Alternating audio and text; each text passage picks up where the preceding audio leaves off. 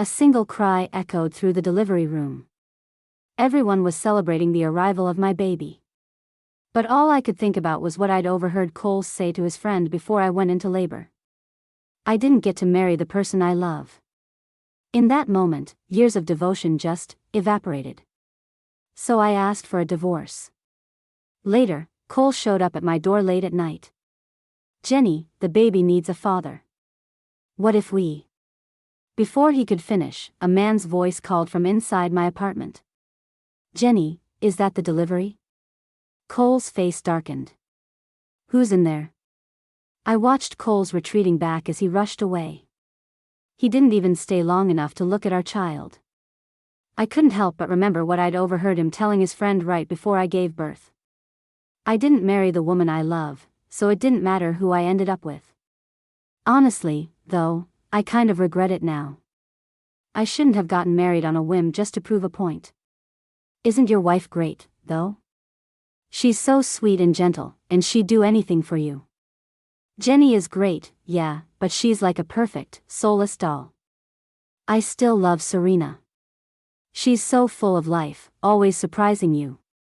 The stress of hearing that almost sent me into early labor. Thankfully, the baby was fine. I looked down at the sleeping infant in my arms, his tiny fists clenched tight.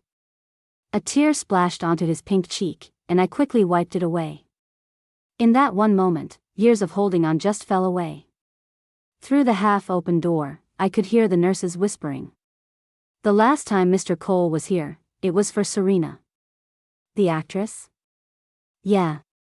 When she had her miscarriage, he nearly tore the hospital apart. Shoo. Don't tell anyone I said that. I also heard he gave up his inheritance for Serena back in the day. They ran off together. You guys haven't heard? Serena's back in the country. It's all over social media. I sat frozen on the bed, my chest feeling like it was being squeezed by an invisible hand. So that calm, composed man was capable of doing something that crazy. The sky outside darkened as the last ray of sunlight disappeared. Ding. Cole's phone, which he'd left behind, lit up. 2 messages popped up on the screen. Cole, I just landed. Meet me at the old spot. These last 3 years, I've thought about you every single day. The chat background was a photo of Serena in a snow-white tutu, poised like a swan under a spotlight. She was breathtakingly beautiful. My finger moved on its own, swiping up, revealing more of their chat history. Cole, the leaves are turning red in Paris. When are you coming to see me? During my curtain call tonight, I felt like you were in the audience. Did you come see me in secret? Every word was like a tiny needle, pricking my entire body until I was numb. My vision blurred as tears hit the phone screen. So, all these years we were married, he was pouring his heart out to the one that got away. And I was just a convenient choice for a wife, gentle, obedient, suitable. Just then, the man who had left stormed back in. Cole strode into the room, and when he saw me holding his phone, his handsome face turned thunderous. Jenny. Who said you could touch my phone? I. His cold shout was followed by him snatching the phone from my hands. The raw anger in his eyes made me tremble. I didn't know what to do. He'd been angry before, but he'd never been this furious with me. The next second, he turned to leave again. I don't know where I found the courage, but I grabbed his wrist. You're going to see that woman, Serena, aren't you? He flinched, then his voice turned to ice. That's none of your business. Cole, for my sake, for our baby's sake, can you please not go?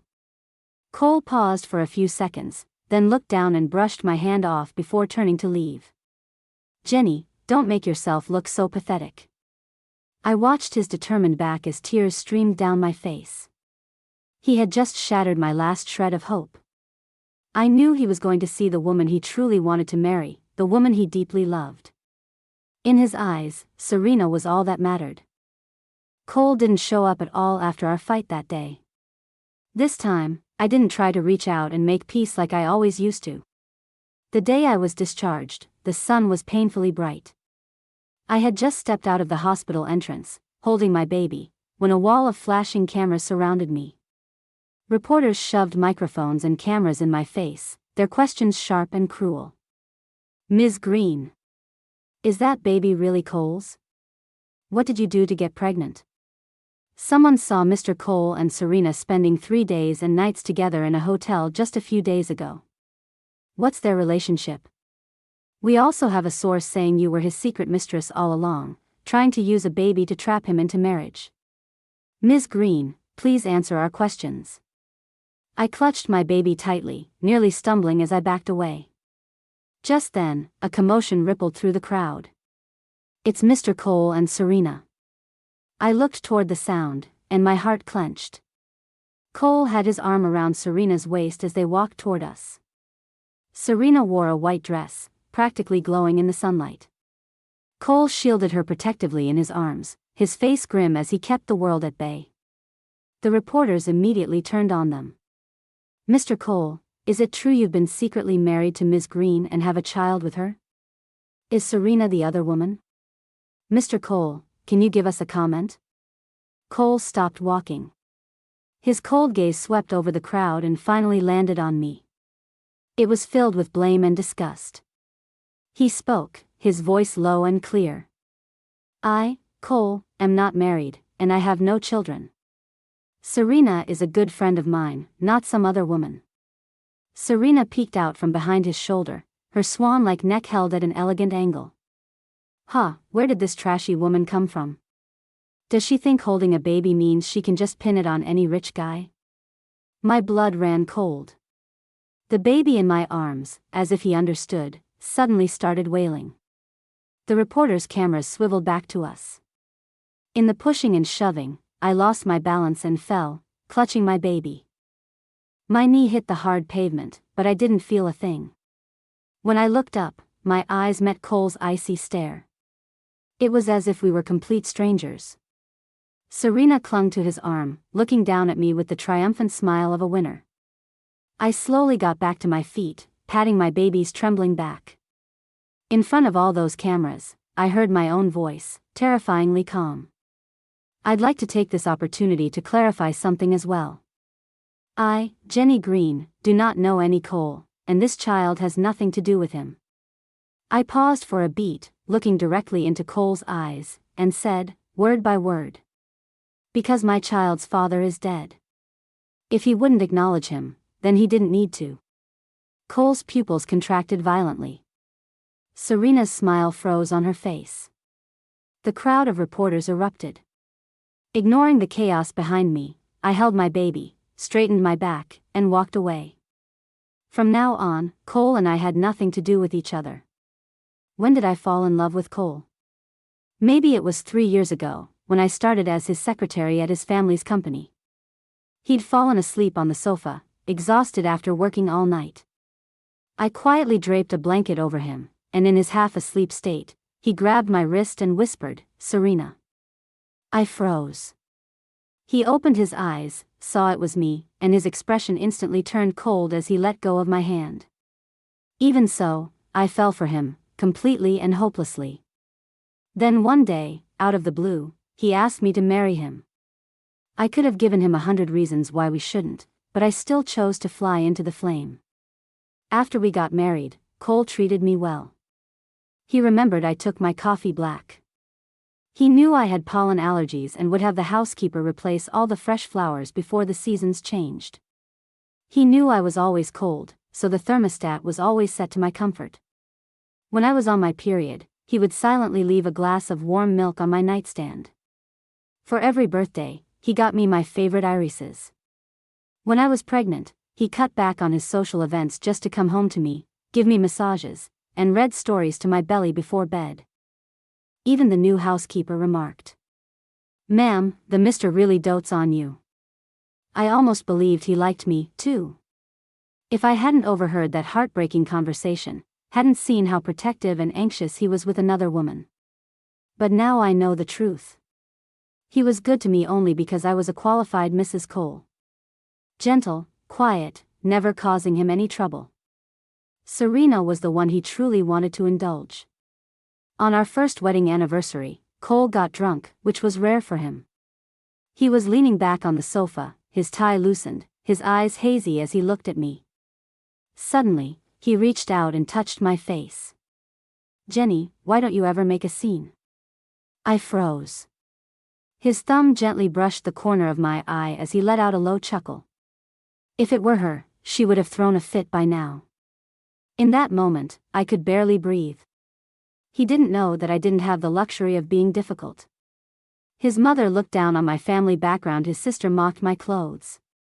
But I never dared to complain, afraid of making things awkward for him. Or maybe, I just wasn't confident that he would ever take my side. I was used to swallowing my grievances, to the point where being wronged felt normal. And now, I was exhausted, body and soul. All the time we had lived together, in the end, couldn't compare to one Serena. As soon as I got in the car, I called my lawyer and had him draw up divorce papers. I'd worked hard for years after graduation. Even without Cole, I could support myself and my child. The quality of life just wouldn't be the same. When I got home and started packing my things, I found Cole standing in the doorway to our room. He was just standing there, his face dark, not saying a word.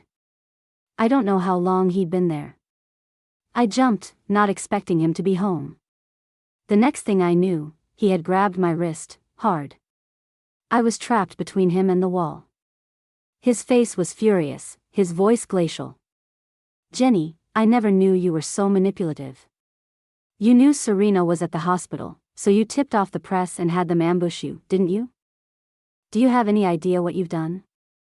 If Serena gets labeled as the other woman, her acting career is over. When did you become so vicious?" It took me a few seconds to process what he was saying. I wrenched my hand free and stated firmly, "Cole, if you think I did that, then show me the proof. Otherwise, that's slander, and I can sue you for it. And another thing, Serena knew you were a married man and still carried on with you, spending the night together. And you did nothing to stop it. It wouldn't be wrong to call you two a couple of cheating scumbags." Cole's brow furrowed.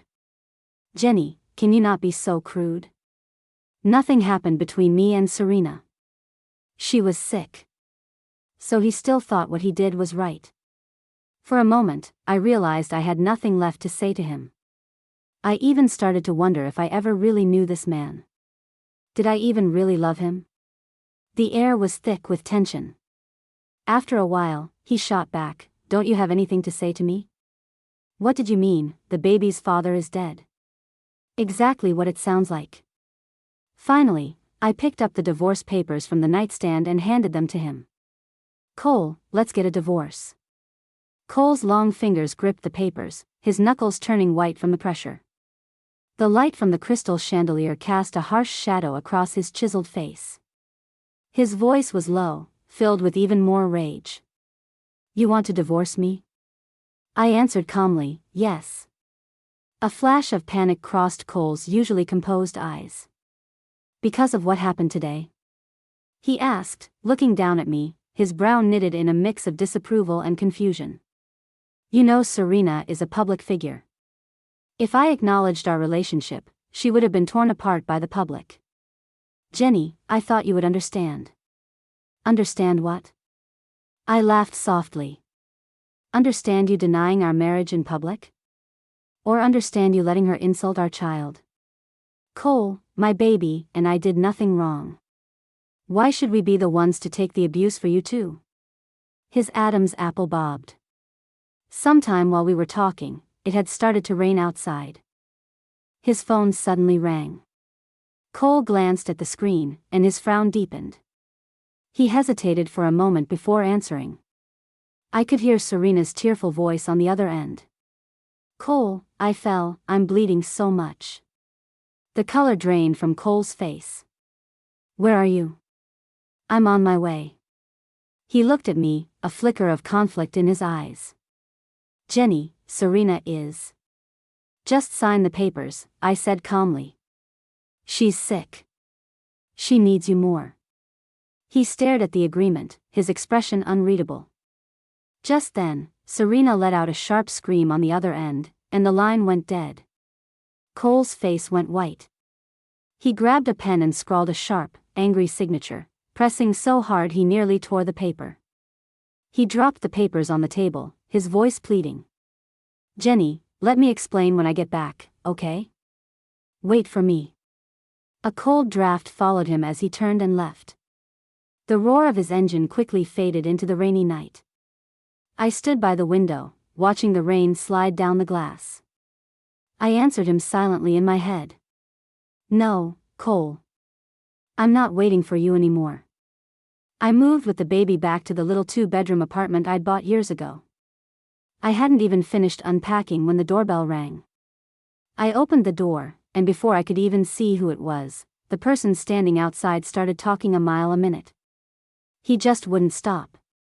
"Jenny, you let someone push you around and you don't even think to call me? Didn't I tell you to call me anytime you needed anything?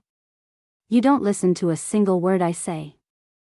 I just stood there, my eyes wide as I stared at the man in front of me. Luke? Wasn't he supposed to be in another country? He was standing in my doorway, completely soaked. His black shirt was plastered to his muscular frame. He shook the dripping water from his hair. There were dark circles under his eyes, and he looked exhausted, his collar all messed up. He was a bit of a mess, but it couldn't hide how incredibly handsome he was. His stunning face was clouded with anger, like someone owed him $1 million. My nose tingled, and my eyes started to burn. I quickly looked down. The next second, his scorching hot palm was on my skin through the thin fabric of my shirt, and the coppery smell of rain mixed with blood hit me. "Are you crying?" He cupped my face with both hands, leaning in so close our noses were almost touching. "Weren't you the one who was so good at bossing me around back in the day, Miss T?" Hearing that old nickname, my mind flashed back to a summer filled with the loud chirping of cicadas. I was a sophomore in college, tutoring him while he was a senior in high school. "Miss T, I don't get this one either." A teenage Luke was slouched lazily over the table, his school uniform collar crooked, revealing a sliver of his collarbone. His finger was tapping the problem set, but his eyes weren't on the book at all. They were fixed right on me. I glanced down. It was a basic problem. "We went over this last week. You got it right then, didn't you?" I sighed and tapped the back of his hand with my pen. "Don't try to slack off. Finish the rest of these problems. Your college entrance exams are coming up." He made a TSK sound and suddenly sat up straight, the front legs of his chair slamming back down on the floor. I instinctively backed up, but he grabbed my wrist and pulled me in front of him. "Miss T," he said with a low laugh, his thumb rubbing over the bone in my wrist, "how do you know I'll get it right?" Sunlight streamed through the gap in the curtains, illuminating his sharp features. His breath smelled of mints, mixed with the unique warmth of a teenage boy, closing in on me with an aggressive intensity. My heart skipped a few beats. I tried to act calm. "You got a perfect score on last week's quiz." "Oh." He raised an eyebrow and leaned in even closer. "But I guessed on this one. Why don't you explain it to me again, Miss T?" His intense eyes were now reflecting my beet-red face, making it impossible to look at him directly. He was getting closer and closer, and my breath hitched. I tried to subtly back away to create some distance, but I tripped. Scrap paper scattered all over the floor. I fell right between his legs. The young man looked down at me from above. I suddenly realized how suggestive our position was. I scrambled to get up, and in my haste, I bumped into something. He let out a pained grunt, his face flushing bright red. It dawned on me what I'd hit, and my own face felt like it was on fire. "Luke, you." He gripped my wrist, his voice low and raspy. "Don't move." After that day, a strange tension hung between us. It was hard to define. I tried my best to keep my distance from him. He grew quieter, too, but the way his heated gaze would land on me always made me feel restless. Thankfully, it didn't last long. He had to focus on his SATs. It wasn't until after his exams were over that he invited me to a party with his classmates. The karaoke room was dim, with beer bottles scattered everywhere. Luke sat in a corner, his black t-shirt outlining his broad shoulders and narrow waist. An unlit cigarette was pinched between his fingers as his eyes cut through the noisy crowd and landed squarely on me. I was sitting with a group of girls, my palms inexplicably sweaty. We hadn't seen each other in 2 months, not since our last tutoring session. "Ms. T," one of his drunk classmates yelled, grabbing my arm. "Come play truth or dare with us." I was about to refuse when Luke suddenly stood up, strode over, and sat down next to me.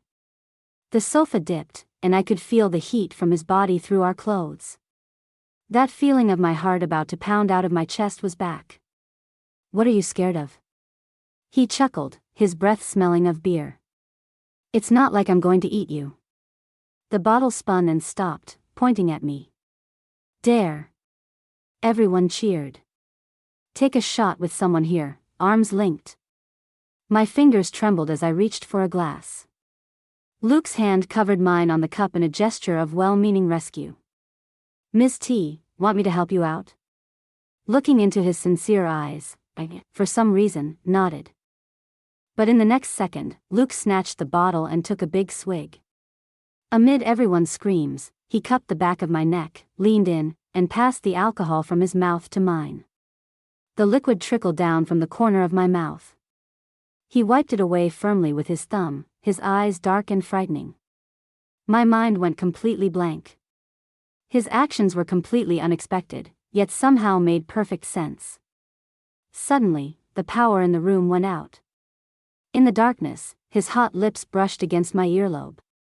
"Miss T, you have feelings for me too, don't you?" "No, I don't." I shot up in a panic, but he grabbed my wrist and pulled me out of the room.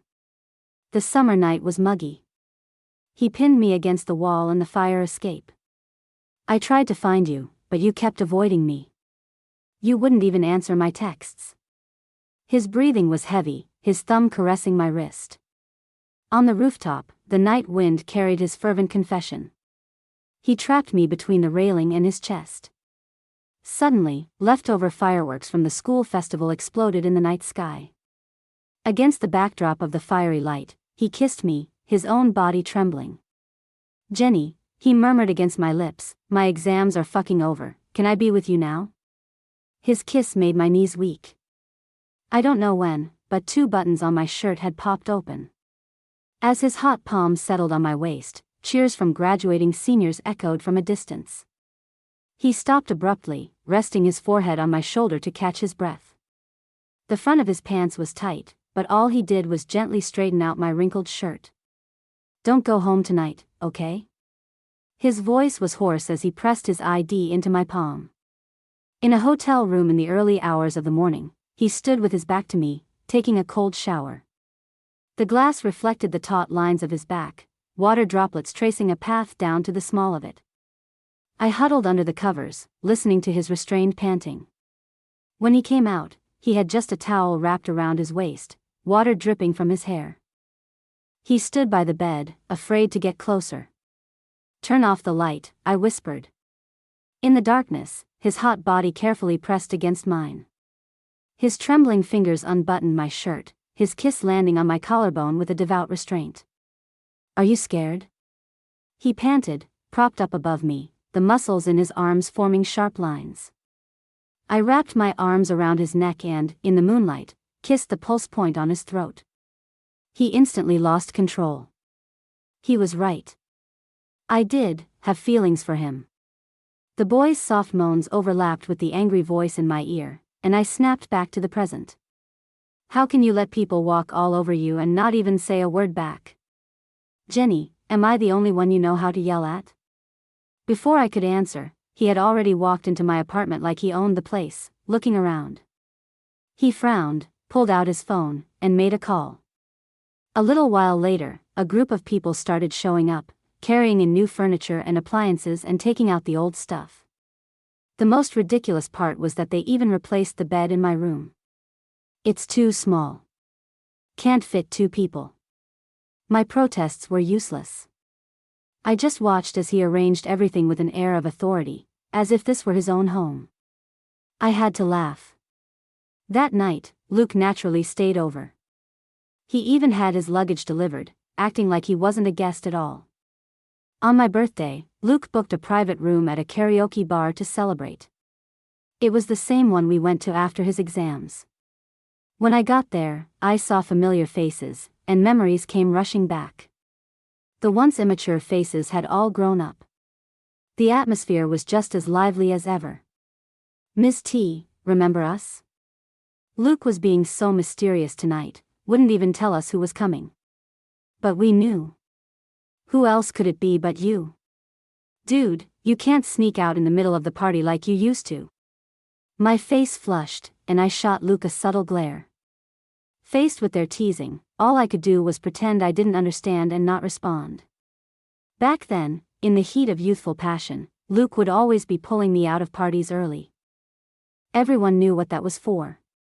Thinking about all the shameless things Luke and I used to do, I couldn't help but down a few extra glasses of juice to ease my embarrassment. When I stepped out to use the restroom, I ran into two of Cole's friends coming out of another room down the hall. They lit up when they saw me. "Sister-in-law, you finally made it." Before I could stop him, one of them threw open their door. He shouted excitedly, as if trying to make sure the man inside could hear. "See? I told you she would come. She loves Cole too much to stay away. Cole's been waiting for you all night. Go on in, sis." The man inside snapped his head up, a flash of joy in his eyes. For a moment, our gazes locked. I was the first to look away. I never expected Cole to be here too. The day before, Luke had also said he wanted to celebrate my birthday. I had refused and blocked him on everything. I stood frozen at the door, looking at the two friends. "I have something to do, so I can't join you. Have fun." I turned to leave. "Hey, don't go. You're already here. Can't you two just talk things out? Cole thought you weren't coming, so he's been drinking by himself all night. He won't listen to anyone. He's totally wasted. Why don't you take him home?" He was testing the waters. To avoid any more trouble, I clarified once more. "I forgot to mention, he and I are divorced. You'll have to find someone else. Besides, I'm not the one he wants to marry. I'm dull and boring, like a doll with no soul. I can't bring any excitement or joy into his life. Now I've set him free. He can marry the woman he loves. You should be happy for him. I wish them the best. So, please don't involve me in his life anymore. Sister-in-law, don't go. Cole, he..." A cold voice cut him off from inside. "Don't stop her. Let her go." I didn't look at the man in the room. But as I turned to walk away, I heard the sound of a bottle shattering. When I got back to our room, it looked like Luke had already had a lot to drink. His face was half hidden by his arm as he leaned back on the sofa. The moment I got close, he grabbed my wrist. "Jenny, I thought you were leaving me again." His voice was low, like a puppy abandoned on the side of the road. Just like that summer. When we were together, I never thought about how far we would go. He was just a beautiful stop along my journey. Letting our relationship end with the summer seemed like the best possible outcome. So, before Luke left to study abroad, I broke up with him. He thought I was joking. When he realized I was serious, we had a huge fight. He left, furious.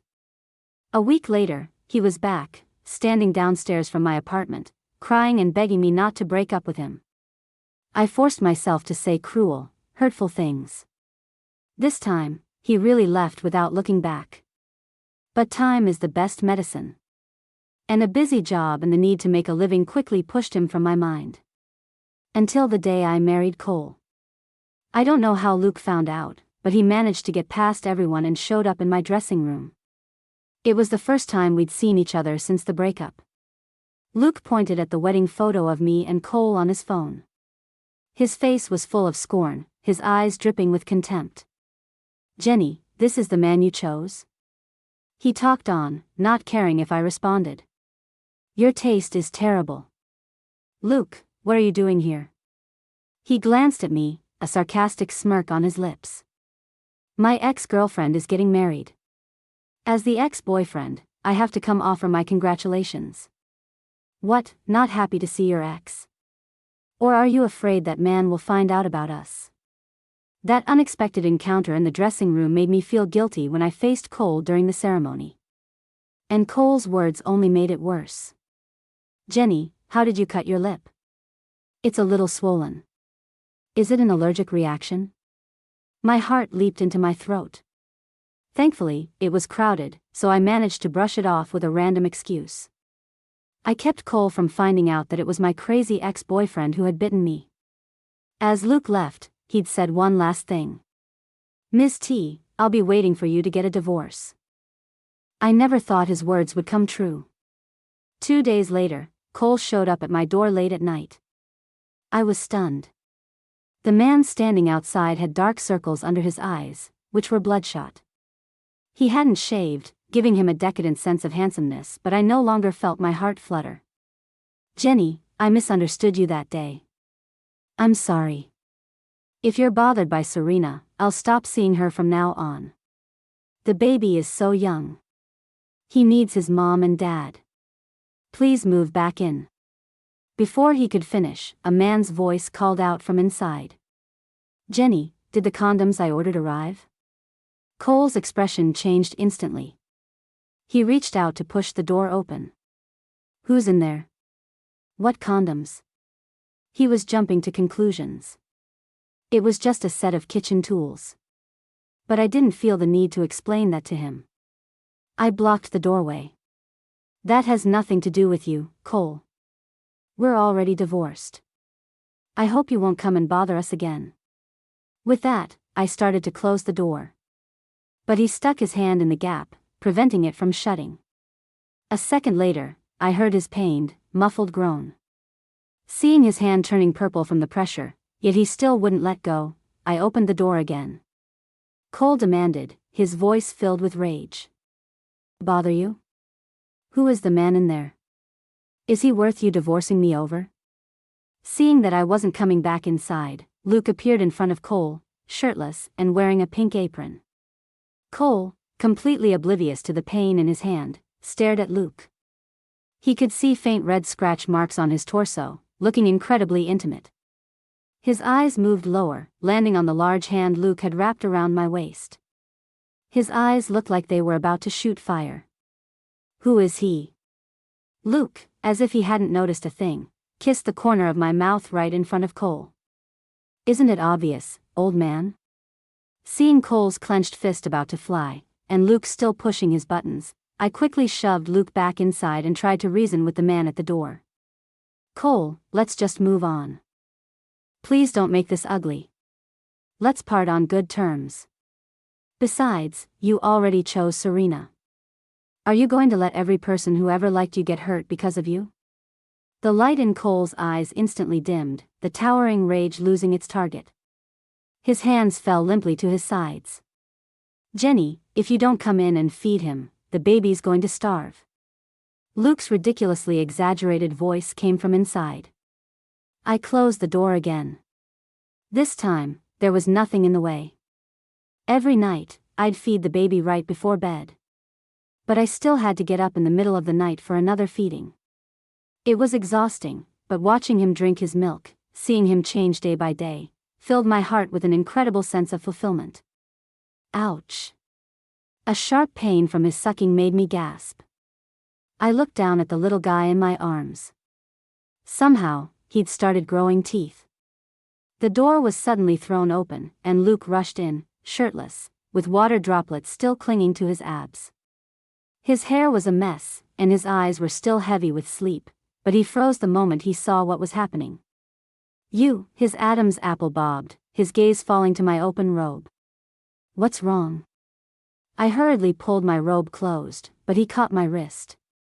His thumb brushed against my reddened skin, and his voice suddenly became incredibly hoarse. Your skin is broken.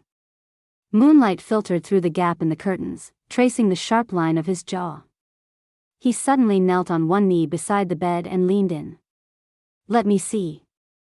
His warm breath ghosted over the sensitive skin, and a shiver ran through me. But he didn't go any further. He just grabbed a tube of ointment from the nightstand, dabbed some on his finger, and gently applied it. "Just bear with it," he said, his eyes full of concern. His palm was hot, but his touch was gentle. "Let's switch to formula from now on. It'll fill him up just the same." By the time he was done, my face was beet red. I'd never even been like this in front of Cole. He suddenly blew gently on the spot. The pain mixed with a strange, tingling sensation that shot up my spine. I instinctively pulled back, but he wrapped an arm around my waist and pulled me back to him. "Why are you hiding?" he asked, his voice low and raspy. The boy I once knew had grown into a man. But one thing was the same, his hot hand was still instinctively clamped on my waist. I'd been celibate since getting pregnant. And now the baby was a few months old. It would be a lie to say I didn't have worldly desires, especially when the man in front of me was someone I'd had real feelings for. So, faced with this temptation, I lost my resolve once again. "Jenny," his voice was unbelievably hoarse, his hot breath fanning across my lips. "Can I?" I closed my eyes, unable to look into his lust-filled gaze any longer. "The baby's here. Then let's go to my room." Our hearts were pounding so hard, I couldn't tell whose was whose. His arms wrapped around my waist like vines. It was like being entwined with a serpent, impossible to separate. Time slipped away, and all I could do was cling to his neck, trying not to fall. "Luke, that's enough," I gasped. His eyes were burning, a satisfied smile playing on his lips. "Tastes a little. Want a taste, Jenny?" Mortified, I squeezed my eyes shut, refusing to look at him. He let out a low chuckle, still not satisfied. He held my waist tightly, giving me no escape. "Am I still too young for you, Miss T?" Tears of exhaustion pricked the corners of my eyes. I was too tired to speak, so I just shook my head. "Not talking? Does that mean you think I'm too small? Looks like I'll just have to try harder." He continued his tireless pursuit. I'd once used his age and immaturity as an excuse to break up with him. Who knew the bastard would hold a grudge this long and twist my words like that? The next time I saw Cole was at the hospital. I got a call one day saying he'd been in a car accident, and my number was listed as his emergency contact. It was a matter of life and death, so I rushed over. When I got to the hospital, I found out Cole had been driving drunk. Luckily, no one else was hurt. He was out of critical condition. Not long after his surgery, Cole woke up. He just stared at me without saying a word, and I had no idea what he was thinking. I stood by his bed and pointed at the congee I just bought.